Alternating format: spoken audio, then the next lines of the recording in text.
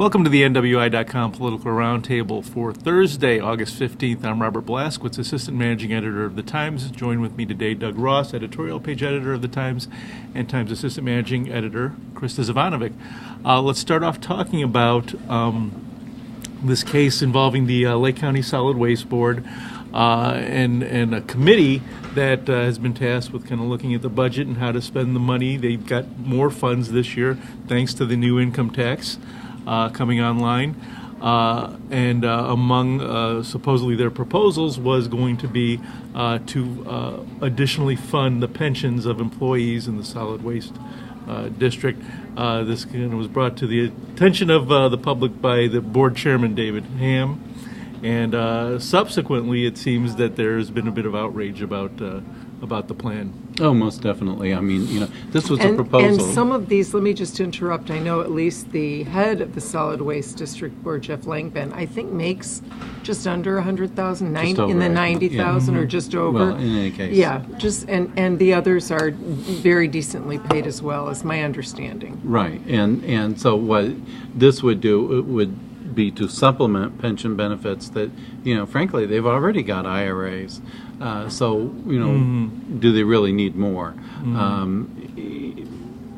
No, basically. And under the answer. guise of the wording was as a reward to them for their many, many years of good service. And as we could tell them in the private sector, though our company, I believe, values our work, they're not just going to say, we really value your many years of good service here, so we're going to just throw some extra money at you in your pension. Well, and frankly, this is the sort of thing that distinguishes public sector employees from private sector employees. I mean, when you look at, what have they accomplished? Well, of course, they, Hickory Hills, the landfill thing went south, so then the taxpayers had to pay out extra to resolve the lawsuit. Pay the company. There was the trash to ethanol thing that went south, and so fortunately the taxpayers didn't have to. But we don't know yet. Powers Energy may sue the yeah. county yet for alleged breach of contract. Yeah, and what a boondoggle that would be. But that fell through, so they still don't have really the good solid plan for dealing of household waste, and yet this 2011 proposal that seems to have gotten recycled would have boosted their pensions. No, basically. And the last point that maybe you were going to make, but that I'll make, is this is precisely why many people who even were for the county option income tax in Lake were very wary of passing, because as soon as extra money comes online, some fox is going to figure out how to get more eggs out of the hen house. Hands in the cookie jar. Right. Yeah. So my income tax money now can go to shore up their pension. And this is precisely why you need, intense public scrutiny, not just the media, but all citizens, all hands on deck, to make sure that what they're doing is above board. They need to be taking this extra income tax money and putting it to use for things that will improve government efficiency, improve government services, that will, cut spending in the long run. And maybe give raises to some of the county employees who have not had a raise in 6 or 7 years. But that's a low priority, if you ask me. It needs to... That person will have to wait. Yeah, sorry. Yeah, but it speaks to the larger issue of oversight and these new funds, really requiring additional oversight and vigilance. Speaking of oversight and vigilance, a couple of public officials were sentenced this week. We had just yesterday former U.S. Representative Jesse Jackson got 30 years. Right. Jesse Jackson Jr. got 30 years. No, 30 months. 30 months. Sorry, thank you. 30 months prison. His wife got a year for their actions involving taking about $750,000 in campaign funds for their own use. Some extravagant spending going on there. And then locally earlier this week, Hammond City Councilman Al Salinas got an actually longer sentence, 42 months, for his role in what was a kickback scheme where he basically took about a little over $10,000 in kickbacks from a tree trimming service to basically deliver work to them in the city of Hammond. And did not report it on his tax return. Right. So we have these wildly differing amounts of basically bribery and graft here, but the person with much less amount got the higher sentence. What do you think of that? And that really troubles me because okay, here it's direct tax dollars that with you know Salinas. we're with Salinas that we're talking about because he pocketed bribe from a contractor, so that was private dollars that he got, but it was for spending public dollars for that. But my argument is the campaign donations are to we talk about by influence and it's kind of tainted, but really campaign donations are to sway public or government decisions, whether it's just that you really like the guy and you think you back what he's going to say in Congress or in whatever other office. You're essentially buying influence by doing that, buying influence in Congress. You're not doing criminally in that case, but he took this influence money and used it for his own purposes, buying ridiculously expensive things that any sane person would have realized you shouldn't be using donations for this, and that's living way beyond your means, so it's easily caught.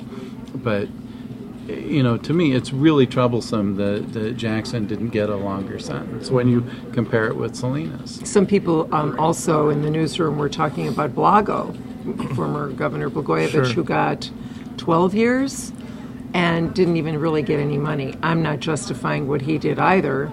I think he deserved to go to prison, but again, that seems like a disparate amount for what the crime was. Yeah, it's troubling as well. And in the case of Jesse Jr., I do understand, the bipolar issue. I'm very sensitive to that. I think a lot of people are. Right. But it still can't excuse you from wrongdoing. As sensitive as you want to be and understanding it might have been done in some manic phase where he really was not in his right mind, you still cannot. Well, and the fact that, take campaign donors. Right. In his case, many of them not big bucks donors, but average, ordinary people who really believed in him and his family and the work they've done over the years. Yeah. So. Right. And he did also have his wife who, should have been able to, act as a voice of conscience. Good Jim point. His wife, Cricket who was a or, former whatever. alderman in the city of Right. Chicago as well. Exactly. So she was politically savvy as Right. well. So, what's really troubling about the Jesse Jr. situation is that when you look at that congressional district, man, I would hate to be Robin Kelly right now because she's got, the Jesse Jackson taint on that office. She's got the Mel Reynolds taint, where he and Gus Savage too. Yeah. I mean, so her three immediate predecessors, have all gotten into trouble for one thing or another. Yeah. And so, boy, she is going to be under the microscope. She better not step out of line 1 centimeter. She's in trouble. Yeah. Well, let's shift gears to the state of Indiana and talk about just today, Governor Pence announced a successor to State Auditor Tim Berry, who resigned to basically take the helm of the Indiana Republican Party. He named a Central Indiana businessman, a software engineer, I believe, Yes. Dwayne Sawyer, to the post. So what do you think of the choice? And Also, Brownsburg Town Council president. Right. And I just want to interject, Positron, I believe, is the company that we've written stories about that might be coming to Gary.